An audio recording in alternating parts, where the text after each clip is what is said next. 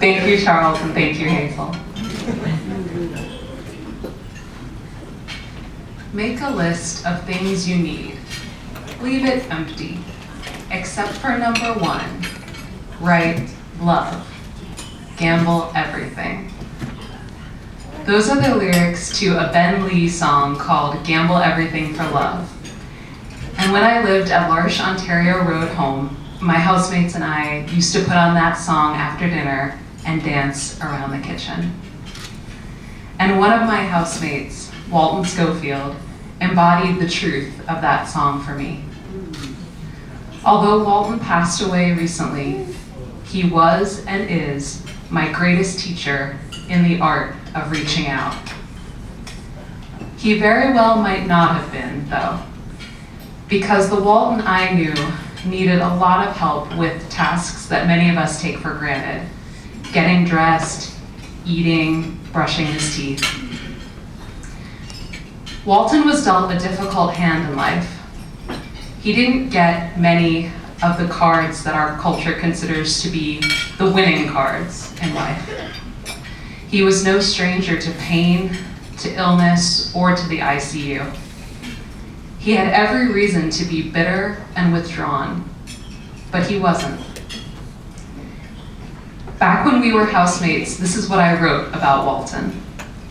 He welcomes everyone who comes to our house. No matter who visits us, Walton wants to shake their hands. He greets people without hesitation and without inhibition.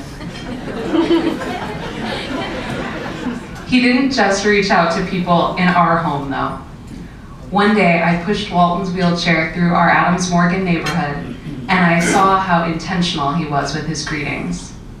It was a weekend, so we passed so many people, so many tourists, but Walton didn't wave to anyone until we rounded the bend to come up Columbia Road, and all of a sudden I saw him smile and wave with great enthusiasm. And when I followed his gaze to see who he was waving at, I saw 3 elderly gentlemen who were slumped against the wall of the Payless shoes. But when they met Walton's eyes, they just lit up, and they waved and they smiled back. And it struck me then that Walton had saved his very best greeting for the people on the edges, the ones that the rest of us might miss or ignore. So I always knew that Walton had a gift for welcome, but for a long time I really didn't understand the risks that were involved. I didn't understand that him holding out his hand was a gamble, because I couldn't imagine anybody turning away. But then one day at Starbucks, I actually saw that happen. Walton and his brother Johnny and I were out having coffee, and Johnny was talking, and Walton was pretty quiet, but for everyone who passed by our table, he reached out his hand to greet them. "Shake a hand?" he would say. And everybody smiled back, and everybody gave him their hands, right up until one man didn't. So Walton extended his hand, and he beamed up at the businessman in his nice tailored suit. And the man stared back at him, but to me, his gaze seemed cold and detached. I saw him take in Walton's wheelchair and his differences. And without a word, the man turned around and turned away. And Walton's hand stayed outstretched, but his face fell.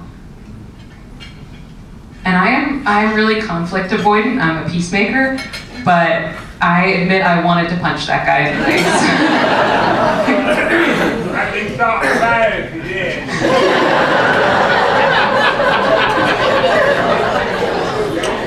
But I didn't.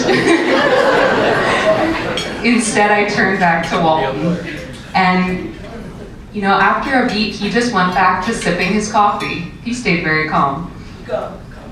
And I don't know if Walton shook any more hands that day, but I can tell you that he kept on reaching out in all of the days that followed. And so looking back, I'm actually grateful to that man. He may have been insensitive, but he taught me something really valuable. He taught me that in rejecting Walton's hand, he was actually rejecting a part of himself. He was turning away from the part of himself that was different, the part of himself that seemed vulnerable. He didn't shake hands because he was afraid, and I can relate to that. When I first came to L'Arche to be an assistant at Ontario Road, I was eager to learn, I was eager to serve, but honestly, I also felt pretty scared and overwhelmed. Maybe I felt a little bit like that man in the suit might have felt. It's hard to remember that feeling now, 10, 11 years later, but it's true.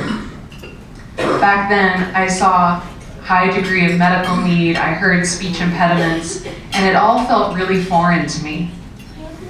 I grew up with a younger brother who was on the autism spectrum, but even so, I worried that I might be out of my depth at L'Arche. Very quickly though, my housemates enfolded me into their family. We shared meals, we went on vacations, and we just spent so much time together. I learned how to administer medication and do physical therapy exercises and clean very, very carefully between people's toes. I grew to trust my housemates with my true self, and they trusted me with their true selves. Like so many of my fellow assistants, I used to go and sit with Walton whenever I felt sad, alone, or afraid. I used to just bask in his presence the way somebody with seasonal affective disorder might bask in front of a light box. He was kind of like a sun lamp for the soul. But even so, again, I can feel empathy for that man at Starbucks, the one who turned away. Because when I first came to L'Arche, I did feel a sense of disconcerting otherness. Because in my very first few minutes at L'Arche Ontario Road, Walton's brother Johnny came up to me, and he got really close to me, and he was speaking very loudly, and his hands were gesturing emphatically, and I did not know what he was saying. But another assistant translated for me, and all at once I realized that Johnny was giving me a blessing. And I think that's actually a pretty good metaphor for the truth about L'Arche, and for the truth even about life. Whatever it is that we fear, and whatever it is that we don't understand, given the right translation, all of it turns out to be a blessing. And it wasn't until this year that I learned the Ben Lee song, Gamble Everything for Love, the one we used to dance around in the kitchen. It was actually inspired by a much older verse. So the original poem is by Rumi, who was a 13th century Persian Sunni Muslim poet and mystic. And Rumi's original lines go like this: gamble everything for love if you're a true human being. If not, leave this gathering. Half-heartedness doesn't reach into majesty. And that last line always gives me chills, because at L'Arche I learned that while half-heartedness doesn't reach into majesty, wholeheartedness does. Wholeheartedness always reaches. It reaches beyond time, it reaches beyond distance, and it even reaches beyond death.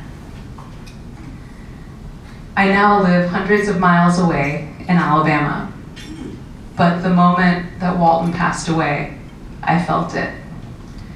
And I know that that might sound impossible, and that's okay. All I can tell you is that it was true for me. At the time of his death, I was just going through my usual evening routine. I was actually stepping out of the bathtub, and all of a sudden I felt this sense of peace and profound freedom. And I knew that it was Walton, because I knew that he was home. And I knew that wholeheartedness had reached into majesty. And I was stunned by the force of it, but a part of me was also not surprised. Because if L'Arche has taught me anything, it is that when we risk reaching out, something eternal reaches back to us. And when we gamble everything for love, we will always win in the end. Thank you.